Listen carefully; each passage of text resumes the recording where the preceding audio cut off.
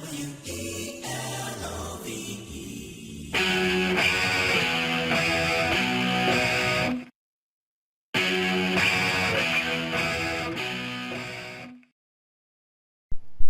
ba, tutorial honetan, polinomioen inguruan orain arte ikasitakoa aplikatuko dugu polinomioen faktorizazioa lortzeko, bai?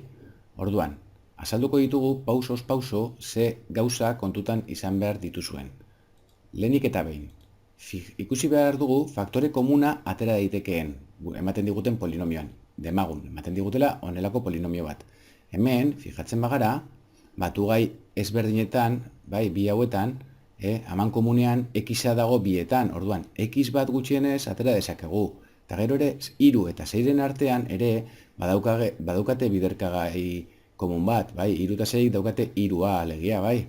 Orduan, 3x atera dezakegu biderkagai komun moduan, eta zer geratzen zaigu lehenengo batu gaian, 3x atera badadugu, geratuko zait x, eta bigarren batu gaian, minus 6x honetan, 3x atera badut, geratuko zait minus b, bai. Frogatzen baduzue, 3x bider x, 3x bider delako, eta 3x bider minus b, minus 6x delako, bai? Bale, orduan, lehenengo gauza, faktore komun atera ditekeen begiratu. Bigarrenik, identitate nabarmenak aplikatu. Zer ziren identitate nabarmenak? Formulatxo hauek, bai? Gogoratzen bazarete, honek ziren identitate nabarmenak. Orduan, ikusi beharko dugu, ematen diguten polinomioan, bai, identitate nabarmenak aplikatuz, bi faktoreren biderketa moduan jarri dezakegun polinomio hori. Kasu honetan, bai, hemen ematen diguten adibidea. Hemen, hau ikusten badugu, badauka lehenengo honen antza, bai. Eta ikusi beharko dugu, betetzen duen lehenengo propietatea, bai. Alegia, a berbi, kasu honetan da x berbi, bai. Bale, orduan, a, izango da, a berbiren erroa, bai. Kasu honetan, x berbiren erroa da x, bai? Eta b berbi, kasu honetan, 25 denez b, osea, b berbi denez 25, badakigu b izan bar dela, bost, bai? Orduan, behiratu behar dugu, a x esan dugu dela, eta b bost, x gehi bost, bai, a gehi b berbi, x gehi bost berbi, den hau. Ikusten dugu, eta baietz, bai? Orduan badakigu, polinomio hau, bi faktore hauen menpe jarri daitekela, alegia x gehi bost, bider x gehi bost, bai? Hori da x gehi bost berbi. Beste ondoko polinomio honetan, ere, fijatzen bagara, badauka itxura hori, ez? Zeo zer berbi, x eta zenbaki bat, bai? Baina hemen kendura bat, bai? Orduan, honen antza dauka, bai? Orduan, behiratu beharko dugu, betetzen duen propietatea, bale? Kasu honetan, polinomio hau, ni jartzen badut 2x ken 7 berbi, bai, ematen dit hau, bai, beraz, ja daukat polinomio luze hau, faktorizatuta bi biderkagai sinpleagotan, bai, 2x ken 7 bider 2x ken 7, bale, eta azkenengo honetan, fijatzen bazarete, lehenengoaren karratua, ken bigarrenaren karratua egin daiteke beraz, hirugarren hau, bai, eta hau ematen denean, hau daukadanean, nik jarri dezaket beste faktore hauekin, bai, orduan, polinomio hau kasu honetan izango litzateke bos x gehi bat, bider bos x ken bat. Bale? Orduan, bi gauza hauek lehenengo beti behiratu behar dugu polinomio bat faktorizatzeko orduan. Eta gero, ja, honek, aztertu ondoren, ikusten badugu, ezin direla aplikatu, hirugarren pauso izango litzateke polinomioaren erroak topatzea. Horretarako, olako polinomio bat ematen badigute, badakigu polinomioaren erroa izango dela, x-ak hartzen dituen balioak, a balioak, non polinomio horrek gero 0 ematen duen, bai, polinomioaren balioa 0 den. Edo beste era batean esan da, hurrengo ekuazioaren soluzioak, alegia. Ematen diguten polinomioa noiz den 0, bai, horrelaterako ditugu x-ek ze balio arditzakeen, polinomio honen balioa 0 izateko, bai.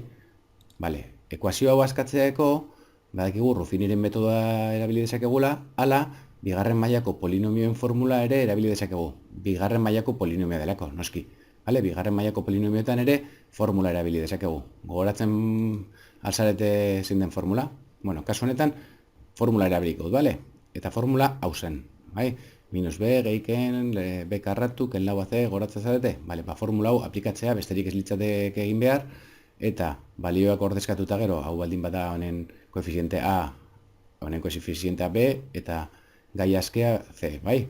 Orduan, ordezkatzen ditut baloreak, eta honek bi emaitza emango dizkit, bai?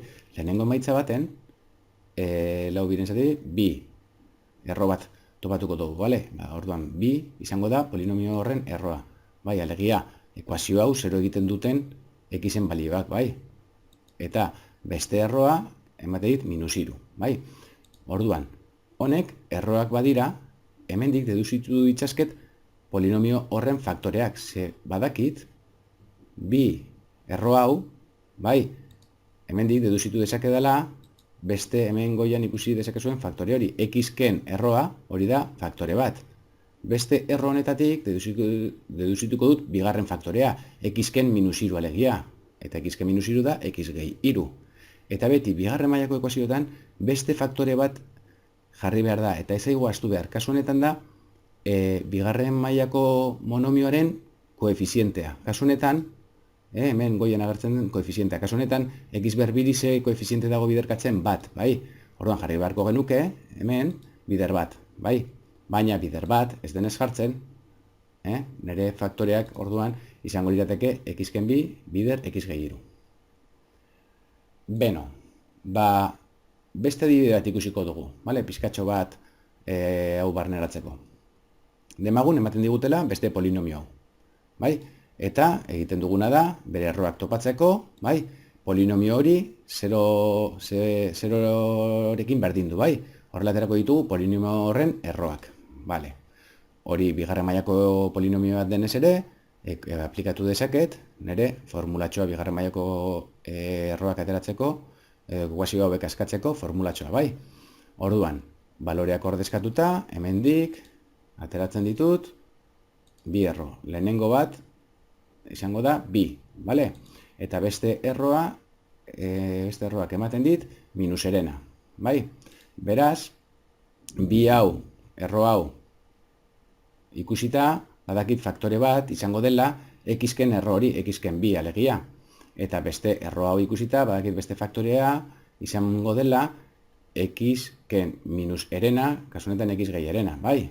Eta gero, esan lehen aipatu dugu moduan, ez aigu astu behar, bigarren mailako monomioari biderkatzen ari dion koefizientea, 3 hau ere biderkatzen, bale?